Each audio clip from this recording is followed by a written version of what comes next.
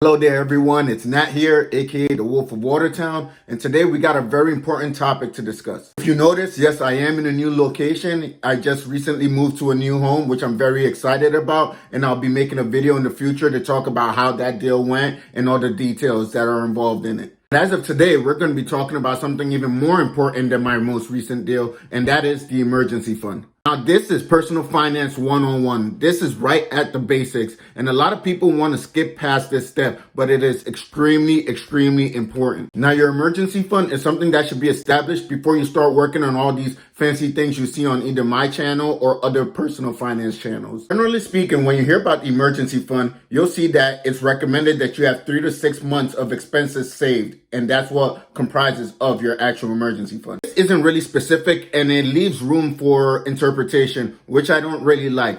A lot of people need to know exactly how much they need saved depending on what stage of life they're actually in. For example, if you're just getting out of college, maybe your emergency fund won't be the same as that breadwinner who has kids to support. Some people might also have difficulty spreading their emergency fund away from their other accounts. So I also talk about how to properly allocate your money from your emergency fund into your different bank accounts and how I personally structure mine. And it might be something that you might find useful in setting up your structure when it comes to in placing your emergency fund. So the emergency fund, the purpose of the emergency fund is your rainy day fund. This is for when something inevitably goes wrong. As Murphy's Law states, whatever can go wrong will go wrong. It's just a matter of time until something bad happens. And when those things happen, you want to be properly insured. The purpose of your emergency fund is going to be to cover your monthly expenses in the case you were to lose your job or something catastrophic happened where you couldn't bring in income from month to month. Now, hypothetically speaking, if something were to happen to your car, your home, something of that nature, to that grand of a catastrophe,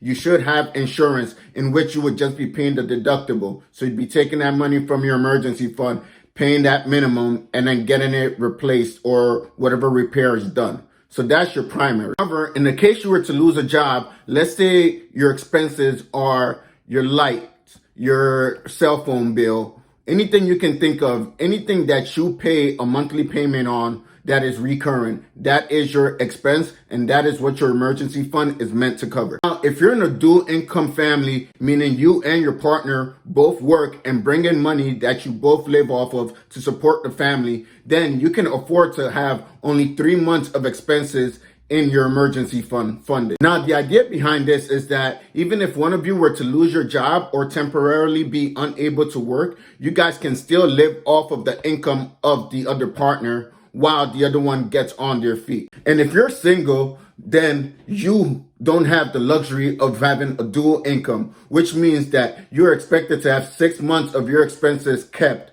in your emergency fund, especially if you're the sole financial provider for yourself. Job security is also a very important factor that must be put into consideration when determining how much you need in your emergency fund. If you're in a position where it takes a pretty long time to get fired from your job, then maybe you might be able to afford maybe setting up a 3 to 4 month emergency fund because you would still have income coming in while you go through that process of getting relieved from your current job. On a side note, I honestly am not a big fan of job security. I feel like it really encourages a lot of complacency in the workplace, and you're more likely to attract employees that aren't as motivated on a day-to-day. Don't believe me? Look at every government job, every government employee. As a matter of fact, take a trip to your local DMV and see what I'm talking about. Now back to the topic. So if you are single and the only person bringing in income for your household, then you should have 6 months of your emergency fund saved up. Now, obviously, if you're coming out of college, you might not necessarily have a job. So you got to work up and slowly start building your emergency fund by using a direct deposit method in order to automate your payments to your emergency fund.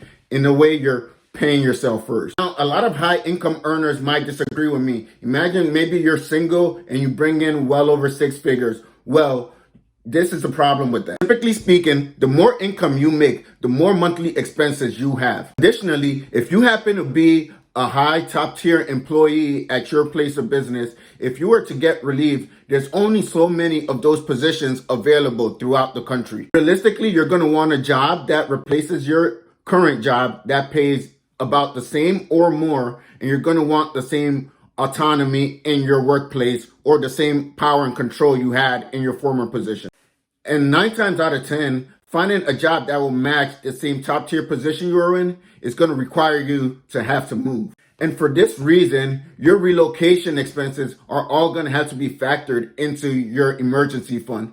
Now, if you're someone who's a senior citizen or retired, it is expected that you keep 12 to 18 months of expenses in your emergency fund. Now, at this stage of your life, you're probably not a heavy investor. You're trying to play the more conservative game and to make sure that you can keep your money in your pockets and enjoy the rest of your life. And this is why you keep so much cash on hand in case for when those emergencies happen, you can quickly solve them. After all, the only income you probably have coming in is Social Security, fingers crossed, if you trust the government and if you think it's going to be there by the time you retire, or whatever retirement package you're getting. Now, a lot of people are hurt when they hear this because that's 6 months of expenses that they are literally putting aside in order to do literally nothing for them. You got to remember, your emergency fund is not an investment. Some of you might not have heard me, so I'll repeat it again. Your emergency fund is not an investment. Right now, inflation is literally at an all-time high. You throw your money in the stock market, you'll probably get a 10% return, yet you have all this money sitting in a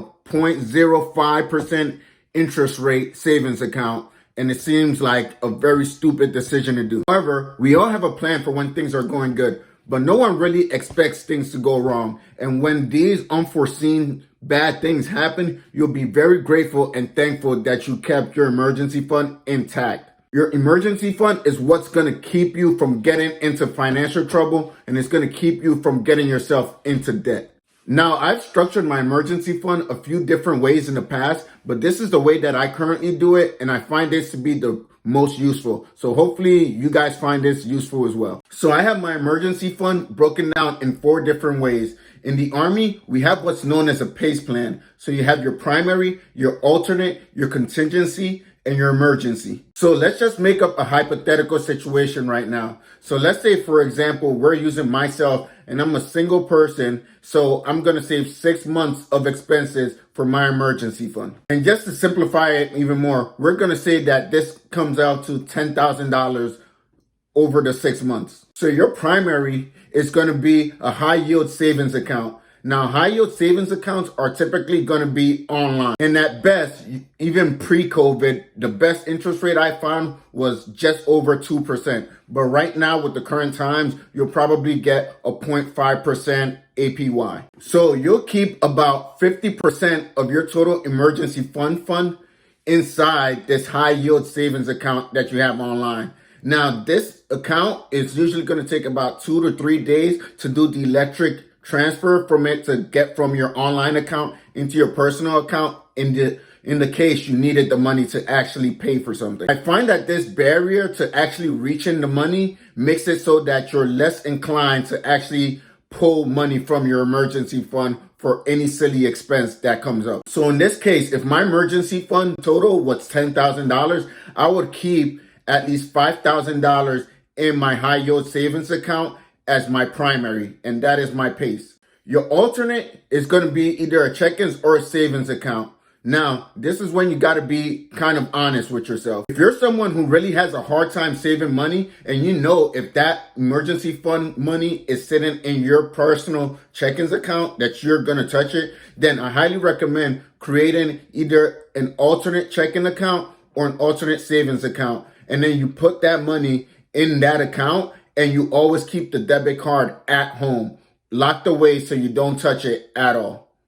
So let's just backtrack a little. First, you have your high yield savings account, which will serve as your primary, and that's where the large bulk of your emergency fund is going to sit.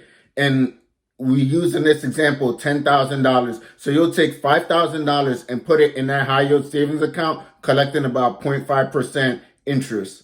And now you have the alternate, which is going to be either a savings or checkings account. I use my personal, but you can, depending on how you are with money, you can make a separate checkings account and put about $4,000 of that $10,000 into the checkings account and keep that debit card at home so you're not inclined to use it when you don't need to touch that. The third place are your contingency, which is going to sound crazy to a few of you, but that's keeping the last $1,000 in reserve in cash in your house, preferably in a safe or somewhere secure where the only people that can get to it is the people that you trust and you told about the money in the house. And it might sound crazy, but back in 2003, if you lived in the Northeast, you might remember this. We had a blackout where literally there was no electricity at all. And this went on for days. No ATMs, no banks, nothing. So if you did not have cash on hand, you could not buy anything at all. Now, this is very rare that we might go into a similar situation like this.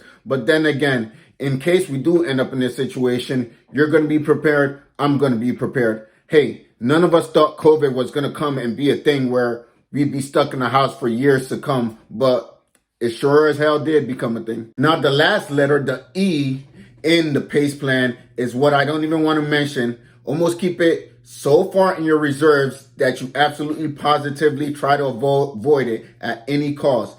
And the E, emergency, stands for credit card. And your credit card will come into play for one of two reasons. One, you've hit such a major catastrophe that insurance will not cover it, that you don't have the funds in your emergency fund to cover it because the catastrophe is just so big in monetary value that you can't cover down on it all. Or you lack some sort of self-control and awareness and decided to spend your emergency fund to the point where now you have no choice but to get yourself back into debt. And now you're playing that whole rat race where you need to get yourself out of debt, build up your emergency fund again, and then begin investing, which is just going to put you backwards. So in the grand scheme of things, everything you purchase and every decision you make comes with a price and a reward. Those major expenses eventually add up, and you got to just really sit there and have an honest discussion with yourself to realize, is this actually worth it? There's nothing real special or fancy or attractive about the emergency fund, but I'm telling you, it will get you out of a hole if you ever find yourself in it.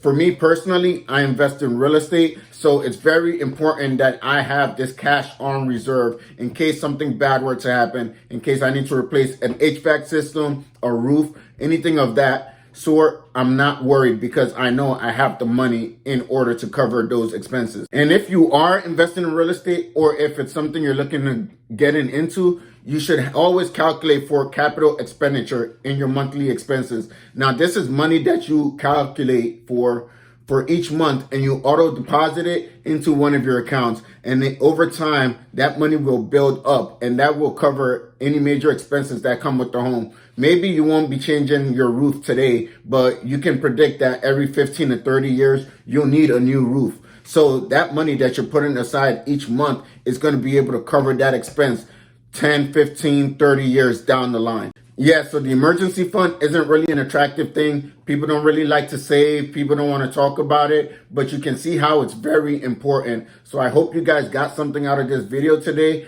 Make sure to like and subscribe to my channel. We're still trying to grow and continue supporting the Wolfpack family. I'll see you guys next week.